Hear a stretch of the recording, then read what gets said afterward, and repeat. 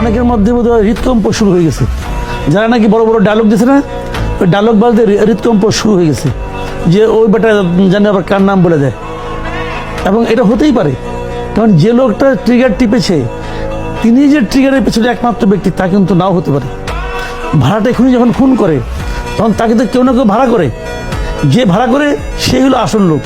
তখন তার মাধ্যমে বোঝা যায় যে কি হয়। শুনেন, আমি খালি টাইম লাইনটা বলি। ওসমান হাদি মারা গেছে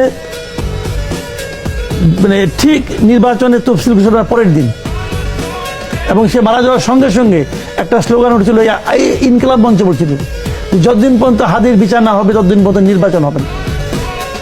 অনেক পলিটিক্যাল পার্টি বলেছে এই অবস্থায় নির্বাচন হতে পারে না, বলেছে। কিন্তু তার মানে যারা নির্বাচন পেছাতে চেয়েছিল তারা যে এর পেছনে নেই সেটা কিন্তু হলফ করে আপনি তখনও বলতে পারবেন না, এখনো বলতে পারবেন না। এবং তাদের মধ্যে তাদের মানে কারো নাম যে ফয়সাল মাসুদ বলবে না